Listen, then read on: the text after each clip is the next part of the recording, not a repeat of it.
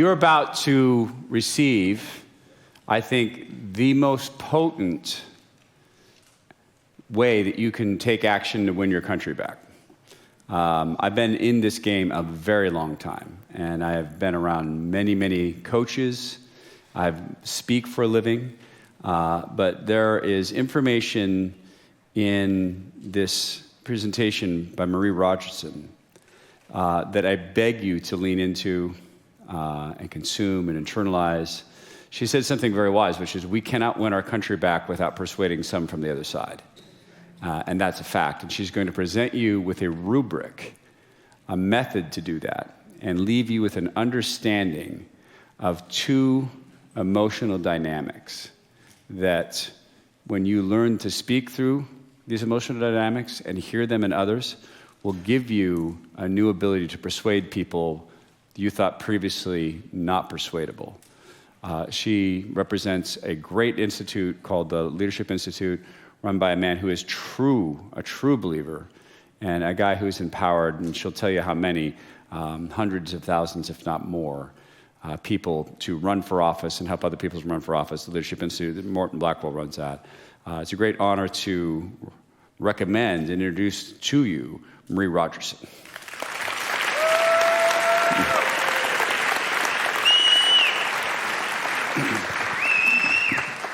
So I've been introduced a sufficient amount of time, but I don't know that I've ever been recommended. So thank you. You're welcome. Feels more official. Before I launch into what I'm going to talk about, this is obviously the second session we've done today. And so we've spent all day in this issue of gender ideology and all that kind of stuff. And it keeps coming to my mind a book that I read a long time ago. If you have not read it, I recommend it. It's called The Gift of Fear by Gavin DeBecker. And I go around the country training people, and we work through how to create talking points. And this is one of the issues that always comes up in these seminars. And we work how do you talk to people about this? How do you point out that it's wrong? Because if you say that you think these transgender children who identify as transgender are a danger to you, then you sound like you hate these people. And one of the stories that I tell is I flew into, actually it happened to me just now in Seattle when I came in. But when I was in San Francisco last, we ate out at a restaurant, and the restroom were like individual room restrooms, but when you were done using the restroom, you came out to wash your hands at a communal sink. And so I came out from the restroom, and I stood at the sink next to a giant of a man. And I'm sure that man had no ill will toward me at all. But my internal safety sensors went, danger. This is not a normal thing that happens. And so when we talk about the transgender craze and ideology, what we are teaching our girls, like Riley and the people that are in those locker rooms, is to ignore those God-given internal safety sensors that go off and tell them something is not right here. And it may not bite them in the moment, in junior high or high school, but it will absolutely come back to bite them later on in life when they're in another circumstance and they need to trust that instinct. So if you've never read the book, I highly recommend it. We're going to talk about communications. So communication is about connection. It's about being able to reach to somebody else and create vulnerability in a relationship. So I wanted to start off by introducing myself. We've got a tiny bit of time, so I'm really only going to talk to you about the thing that I'm most proud of on this slide, and that is the fact that I have been married for almost 18 years. My marriage is the thing I value most in my entire life. Besides my relationship with our Father in heaven, my relationship with my husband has been the most sustaining thing in my life. So all the rest of it, not that important. What I would like to do, though, is get to know you guys a little bit. It's late at night. You're probably ready to go home. So I'd like to get your blood pumping a little and ask you if you have been born and bred here in Washington. Maybe you left for a year or two here or there, but truly you've spent the majority of your life here after being born here. Please stand. It shocked me earlier when we did this, but it has not stopped shocking me because I'm from Florida. No one's born and bred in Florida, except for some rednecks. Okay, if you've been here, stay standing. If you've been here 30 years or more, stand up. Nope, stay standing, my born and breds. Okay, 30 years or more, 20 years or more, 10 years or more. All right, that is an incredible majority of you guys. And it says something, in my opinion, about the quality of the state that you live in, that people want to be here, and they want to raise their family and stay here. Thank you for indulging me. So your state is worth fighting for. How many of you, I will take mercy on my fellow introverts and not make you stand. So if you are an extrovert, please stand. How many of you consider yourselves extroverted? Okay, I'm liking Washington a lot more. I see my people here. Absolutely. All right. Thank you, guys. One last one. Even if you're an extrovert, if you have ever struggled to talk to a friend, a family member, a coworker, or someone else that you love about something you're seeing that's concerning you in this state, please stand.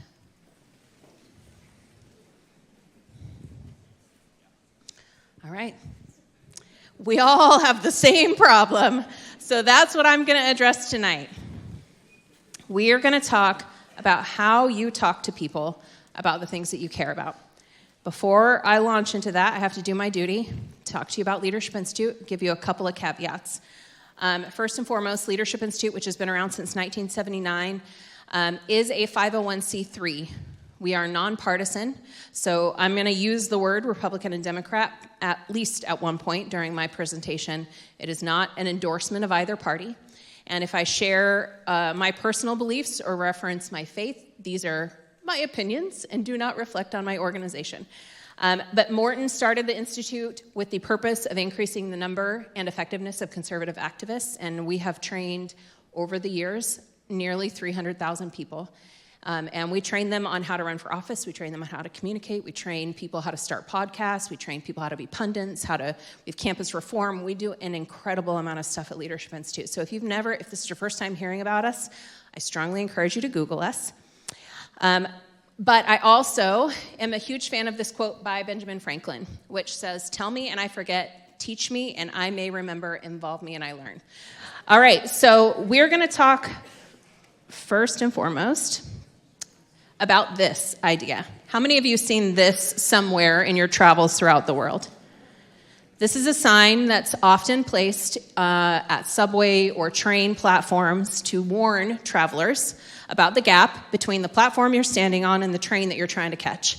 Because you can fall in that gap and get injured. Your phone can fall in that gap and get lost.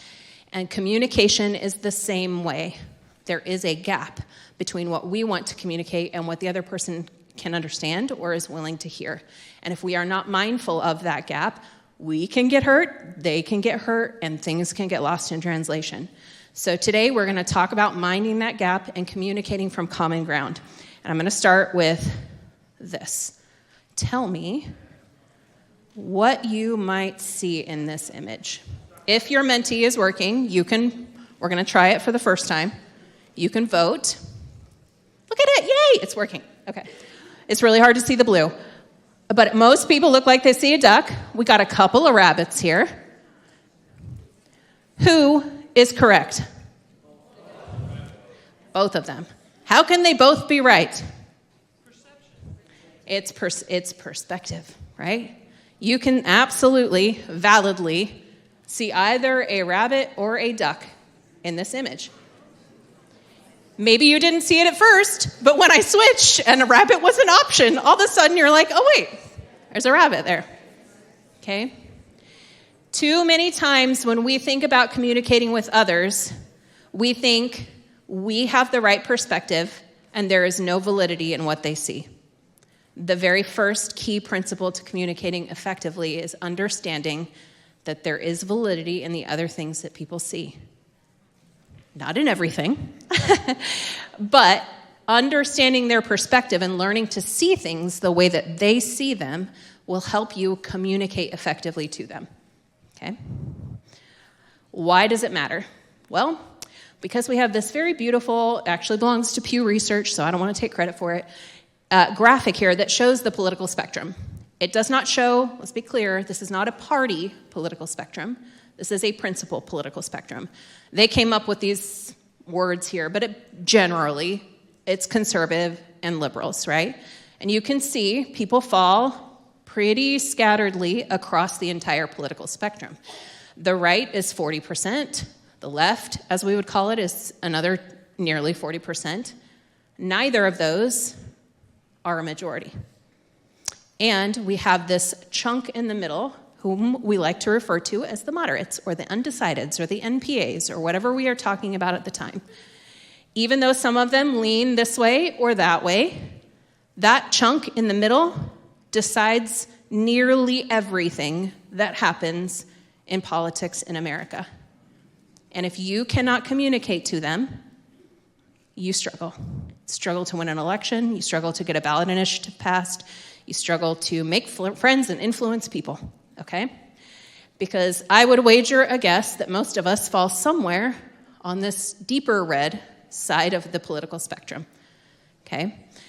So the question we have to ask ourselves is, where are we getting a majority? Because we are not a majority on our own. I'm very sorry to break it to you, but if you fall in this very deep, dark red place, which God put me there literally, you're only 10%. One of my favorite things that Ben Shapiro has ever said is he drives home very well the point that people are not like us. The world is not like us, people are not like us, and it is our general assumption that the people we are around all the time are like us, and they're not. And until we get that perspective back, we're going to fail with our communications. When you see this graphic, this picture of this flag, the lovely Gadsden flag, what do conservatives think of? Tell me, if your Mentee's working, what you think of when you see that flag. The military is a good one. Patriotism, I heard.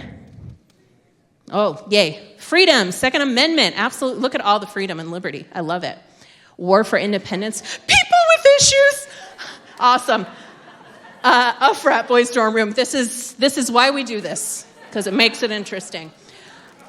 This is great. This is generally, I'm going to leave the frat boys out for a second. This is generally what conservatives think of.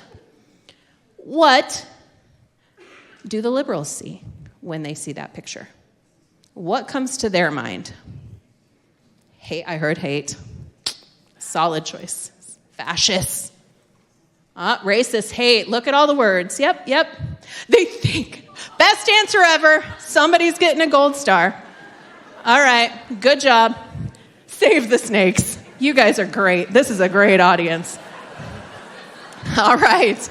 So today, what we're going to talk about is how we help people see what we want them to see. How does decision making happen? What are the moral foundations people use to make those decisions? And then how do we effectively message from them? I'm going to show you this ad. It is not political, but I'm going to ask you to see if you can guess or make the assumption of which one of the gentlemen in this ad is a conservative.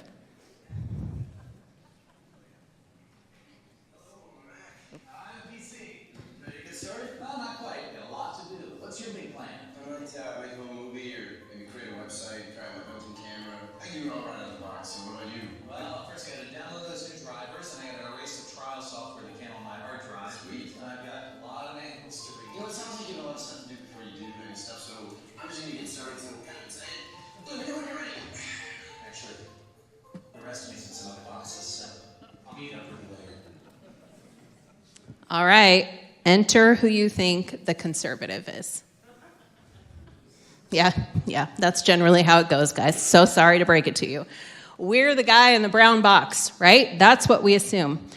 Tell me, well, don't tell me, but think to yourselves, how long did it take you to arrive at that conclusion? You probably had a pretty quick gut reaction that made you assume that. Now tell me why. Why did you think he was a conservative? What, if you have your Mentee, you're more than welcome to enter some stuff. What clues or behaviors or things made you think that man was conservative? Because again, it's not a political ad. He's probably not conservative. It's an ad for Apple. The tie. Yes, his dress code, old. No energy, perfect. Had to review things. We are very logical as conservatives, absolutely. Stuffy, square, the suit. Yep. You viewed all those clues, and your gut made a decision. This is your intuition. When you see things like this, the good Lord wired us in a way so that we could take in the incredible amount of information that hits us every single day and automatically make decisions and judgments. So we have an automatic intuition. That's how we recognize things, it's how we judge, and it's how we make decisions. On the other hand, your why is your reasoning. It is not automatic. We have to trigger it. We have to pull it along. As how we explain, it's a conscious action. We have to actually think through. If you don't realize you're doing it, you're not actually reasoning. It's your intuition. And then that is how we persuade people. What I'm going to talk to you about now, and this intuition stuff actually, came from a book that's called The Righteous Mind by Jonathan Haidt. It is an excellent read. I highly recommend, with the tiny caveat of it's very intellectual. So if you can get through the first section, I promise it gets a little bit better. But it does a great job of painting the picture of what your intuition and reasoning, their relationship looks like. And he compares it to an elephant and a rider. And he asks the question, who is in charge? If this tiny little gentleman on the top of this elephant, who's probably trained this elephant, built a relationship of trust with this elephant, wants the elephant to go left and the elephant doesn't want to go left, is there anything that man can do about it? No. But as conservatives, we like to think we can. We like to think we're so reasonable and logical, and our reasoning is what drives us. It's not. It's our intuition. The beautiful thing about that is it's the same thing that drives the other side. So we have to understand the rider is the reasoning, it's little bitty, and the intuition is the giant elephant. Then we also have to understand that angry elephants cannot reason, no matter how many peanuts you got in your pocket, okay? I'm sure you've been in an argument with a spouse, and once angers arise, not much gets resolved, okay? Angry elephants don't reason, and so we have to learn to start with the elephant on our side. And the best way to do that is to understand moral foundations. So just a tiny caveat here, when I say moral, the world has painted moral to be a religious thing. It is fundamentally, it's not. As a religious person, my religion impacts my morals, but moral is simply our way of judging between right and wrong. So whether you've never heard of Jesus Christ in your life or been to a church ever, you have morals. You have a way of deciding what you believe is right and wrong in the world. And it is how we judge the things that we do in our life. And there are 6 moral foundations that moral psychology tells us exist, which we will just accept as a pseudoscience, but there are 6 of them, and they are caring, fairness, sanctity, authority, loyalty, and liberty. And I'm going to walk you very quickly so we can get through each of them. Caring and harm is the first. Triggers for this one are suffering, okay? It is distress, it's neediness. It brings up in us a emotion of compassion, and it reflects in virtues like caring and kindness. A good example of this one is anybody who mistreats animals.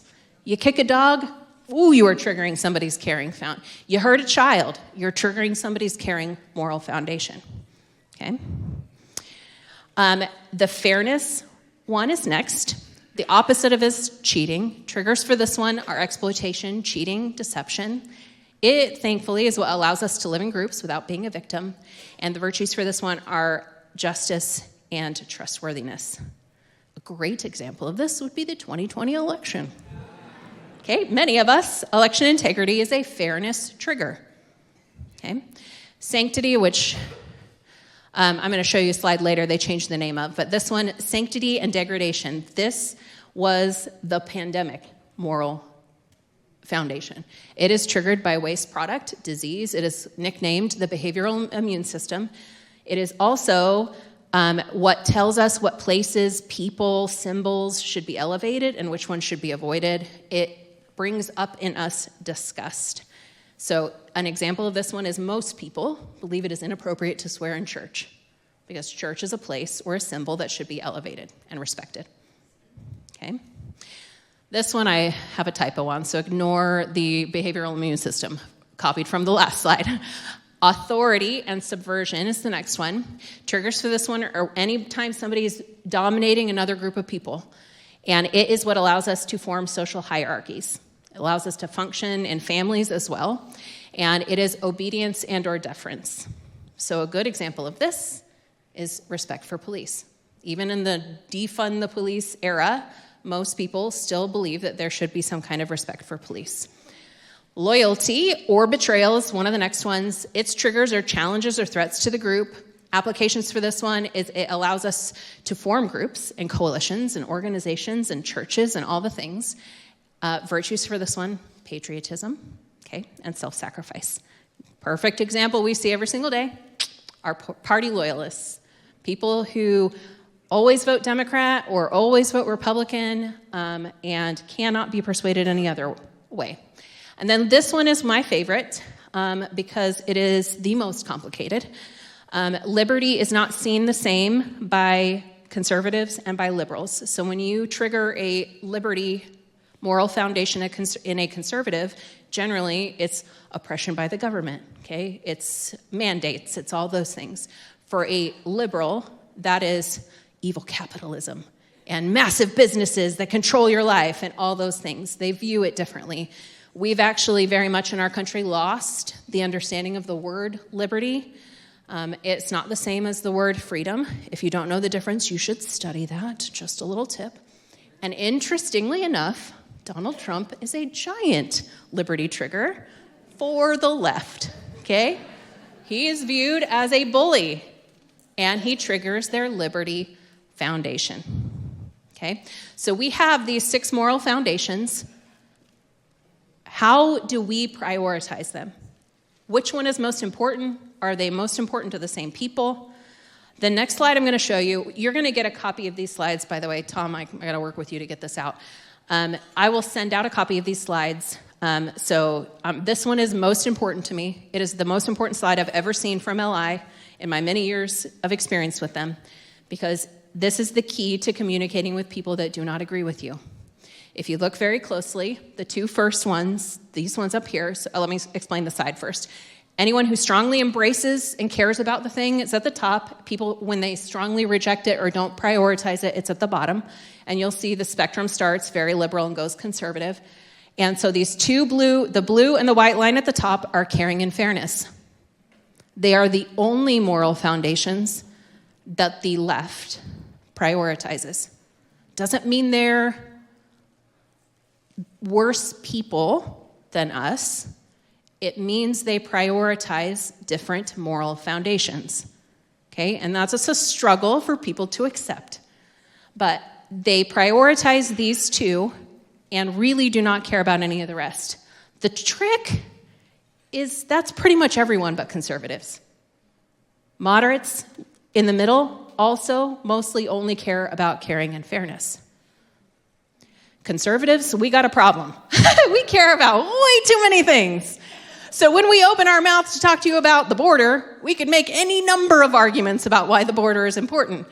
It's why sometimes people will joke and say the left must get on Zoom calls all together with Bill Gates and be given their, talking points because they all sound the same. It's because they're only talking to 2 moral foundations. Us, we're talking about every single one of them, all the time. If we can only hit you with one, there's something wrong. We are trying to hit you with all of them. So when I learn about these, there's quizzes you can take, and when I send you out the slides, I'll send you a link to the quiz to see which moral foundations you personally prioritize. So this is my results here. You can see the blue is a classical liberal, the red is normal conservatives, and then we didn't talk about them, but we gotta love our libertarians. They're in the yellow. Mine is all the greens.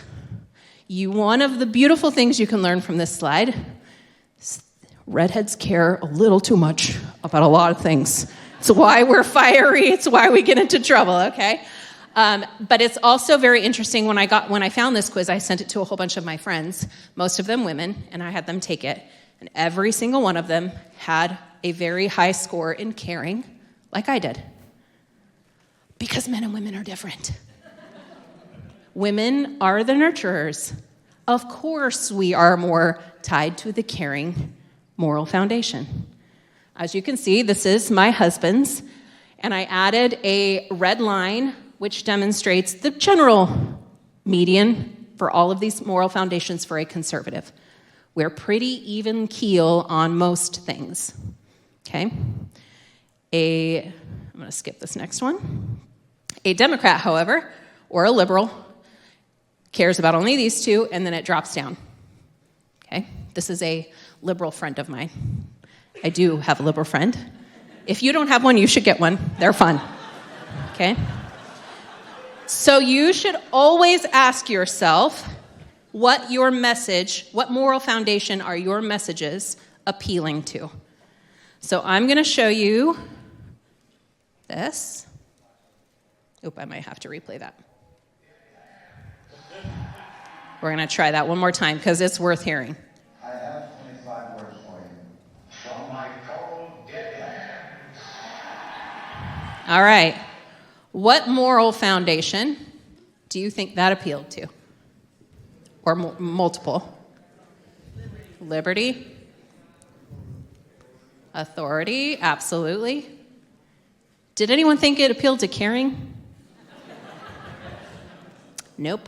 Because that was done in front of the NRA. A whole bunch of real conservative people who care about guns, okay? So it was an appropriate message for the audience. They weren't, at the moment, trying to appeal to anybody else. Okay? I love when you guys vote because the interesting thing about moral foundations is they're not black and white. Something can appeal to Todd on a caring way, and it can appeal to Larry in a totally different moral foundation, and that's fine. All right, let's look at this one. Play.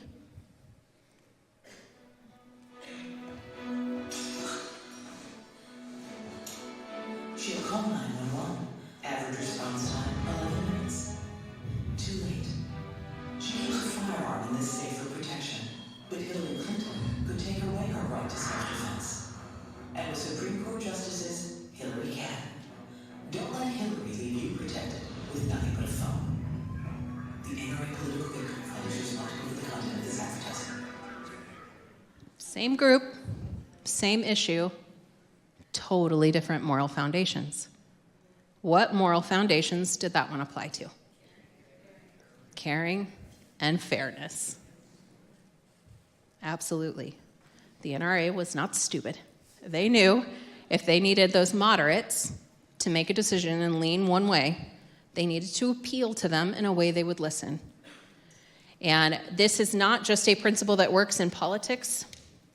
I use this when I talk to my teenagers, because guess what? Most of us go through that slightly liberal phase where we're trying to figure out what we believe. So a teenager needs you to understand what triggers their caring and fairness perspective. So when you speak to them there, it's safer, okay? I'm going to give you just a couple of examples of what I mean by you can form talking points or messaging that appeals to different moral foundations. So we've talked a lot today about gender ideology and education and some of the things that are wrong in America. But when you talk about improving education, you can approach that topic from a number of angles. And the angle that you choose to approach it from will determine your success or failure depending on the audience you are trying to talk to. In Washington State, in this area, maybe if you live out west, you can choose some different ones. Here, you guys need to be experts at forming talking points that are about caring and fairness. And you've got to drive them home over and over and over again, and then you can breach into some of the others. But until you have that common ground, you will not get to talk about any of the rest of them. So you can do things like better after-school programs. Kids they're struggling in school, let's get some tutors in, okay? That care is a struggle for children. Children should not be limited by their zip code. the school choice movement in a nutshell, okay? Teachers, sanctity, they should be respected. They should be paid a respectable wage. Authorities, schools, for example, should have armed security in this day and age. Loyalty, Americans should be outperforming other developed nations. We're not, in case you didn't know. Liberty, also, well-educated children are much more equipped to fight tyranny, much more equipped to identify it, and much more equipped to stop it.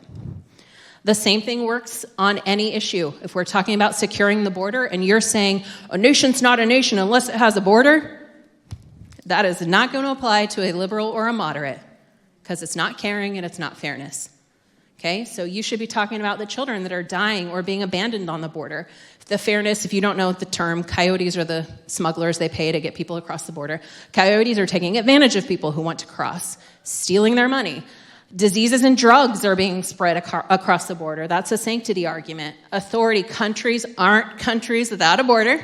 In this room, that plays. Elsewhere, it will not. Loyalty, we should be taking care of homeless Americans first. This is another one I hear all the time. Why are we taking care of the illegals when we don't take care of our... Okay, that is also a loyalty argument. Can be done in caring, okay, but if you don't do it right, it will appeal to loyalty. And then liberty is also the human trafficking element of that. Last one we're going to talk about. You don't have any abortion ballot measures this year, correct? Okay, because you guys already let all that stuff happen here. Okay, so the abortion argument is, in my personal opinion, one of the ones conservatives are the worst at messaging because we always approach it from the other moral foundations. We are not very well equipped at talking about it from a caring or a fairness perspective. Fathers, zero say. Zero rights. That is not fair that a woman can just go in and destroy somebody's offspring without their say. Caring. If you've never researched or heard a lot of information about what happens to women post-abortions and you want to talk to people about abortion, that is something you should go and research and dig into because there is so much there about the implication of what happens to women when they have abortions. One of the people I taught on my mission, I will never forget this experience. We spent weeks teaching her about the gospel, and I always felt like there was something holding her back, and we would ask question after question, like trying to understand what she wasn't getting, and we couldn't get to the bottom of it. Finally, come to find out, years ago she'd had an abortion, and she felt so guilty. And so she was terrified of how the good Lord viewed what she had done and what the payment would be for that sin. So it is something women will carry with them forever. So this is an important issue. If you need to learn more about that one, that's how you approach it. So to recap, when we talk about messaging, we've got to understand and see other people's perspectives. If you don't know where they're coming from, you cannot appeal to the things they care most about. Asking questions is an excellent way to communicate. When somebody asks you something, sometimes responding immediately with a question can seem dodgy, but a lot of the times asking clarification questions is the first step in proper communication because you don't know exactly what they're trying to get to sometimes. So learn to find their perspective and understand it. Understand how they make their decisions. Are you appealing to their intuition, or are you asking them to reason? Because intuition is much easier. Intuition, we don't understand all the things we do as conservatives that trigger the left's intuition. When we say things like parental rights, it triggers the left. It has become a right-wing talking point, which is tragic and terrible, but it's the truth. When we say, get back to the basics, that is a right-wing talking point. And if we don't stop and consider that that is triggering the intuition of the left, much of our partisan vocabulary automatically triggers them. They don't even know why because it's intuitive. Then we are going to constantly be triggering them and getting their guard up, and they will not hear us. So when we want to approach these issues, we have to stop and consider, okay, instead of saying parental rights, I'm going to say parental involvement. Instead of saying back to basics, I'm going to say let's focus on the fundamentals. The left plays word games all the time. We can do it too. We're smarter than them, okay? Understand their moral foundations we've talked about, and then find meaningful messages, okay? Actually, before I let you scan that, when I talk about meaningful messages, what I want you to do, your homework assignment, so sorry, I'm going to give you homework. I want you to go home, and I want you to make a list of the issues you care about most. For many of you, that will be a hard homework assignment because there's a lot of things wrong in America. And as conservatives, we care about all of them. So it's okay, brain dump, put it all on the paper, all of the issues, and then take some time figuring out which ones you have been called to tackle. What are your priorities? They should not be the same as everyone else's. Okay, because if we're all fighting for one issue, all the other ones fall through the cracks. Figure out what's most important to you, and then please take the time to work through these examples like we used of the border and abortion, and find talking points that are from a caring and a fairness perspective. Okay? Make a liberal friend and try them out. Okay? It sounds silly, but I'm serious. Too often, just a little personal anecdote, too often we view the other side, people who disagree with us, as the enemy. And we shut down conversation. We cannot save America without the other side. There is no America left. We have to learn to appeal to the other side. I, for example, I'm a very active member of my church. I worked week after week after week with this lovely lady. Come to go home one week, and I pop up my Facebook, and I realize we're no longer Facebook friends. And I'm like, that's interesting. So I have, it's all good women of my age have, their friend, who's also a friend with that friend, go onto their page, right? Do a little snooping. And I find, at the time, I was very active with Moms for Liberty, all this anti-Moms for Liberty awful stuff on her page. Never had she ever said anything to me about any of it. And of course, it made me a little angry, not gonna lie, but I took a deep breath and I stepped back and I looked at the body of evidence of our relationship. And what it told me was, this is a woman who cares about kids. We work in the kids program at our church every single week together. She's a good human being. Yes, she's a Democrat. But we have worked together peacefully for over a year. There is no reason that we can't talk this out. So, because I have a problem, and I enjoy confrontation a little more than I should, I invited her outside one Sunday, and I asked her about it. What's going on? Because my face-to-face experience with you has always been positive. And she, of course, wanted to she's an author, so the book banning was a big thing for her. And so we did exactly what I'm telling you to do today. Let's talk about it from a caring and a fairness perspective. Do you think that it is the right thing for our children to be exposed to all these examples of things that are in books in schools? No, that stuff's terrible, but you guys are banning The Giver. We are not banning The Giver, okay? If we start to ban The Giver, I will be the first person in line with you to protest that, because that's not okay, all right? But it's also not fair for you, as my friend, to do this without ever coming to me. We have to be able to talk about these things, and the left loves to think they're the ones who are willing to talk about them. They're not, okay? They have to be pulled to the conversation. And when they are pulled to the conversation, you have to be kind. And you have to be gracious, and you have to be willing to talk to them from their moral foundations. When you do, it's not going to work every single time. Doesn't mean it's not the right thing to do. Okay? So please go home and do your homework. Figure out what the Lord has called you to work on and how you can better message it, because very few of us are born, popped out of the womb, ready to, with our talking points of how we're going to approach the things the Lord has called us to do. We have to figure it out. Again, like Riley said, he doesn't call the prepared, he prepares the people he calls. And that has been my life experience, and I am happy to share this with y'all. I'm going to put up this last slide. If you would like to connect with me, you can scan this QR code. It'll pop up my contact information. You can save it to your phone. If at any point you need further training about messaging, running for office, anything that LI has to offer, I'm not an expert on all of it, but I will connect you to the people at LI who are. So feel free at any time to reach out with a question. Let's say you go home and you do your homework, and you want to send me your homework and say, did I do it right? I will absolutely look at it. Okay? Or I will connect you to people at LI who can meet the need that you have, because we are stronger together. I said in an earlier session, I could fight every single moment of every single day to save America, and I cannot do it. I am one person. I need you guys. My children's future depends on it, and so I want to do everything I can to equip you to be better at this fight so that together we can win. Thank you.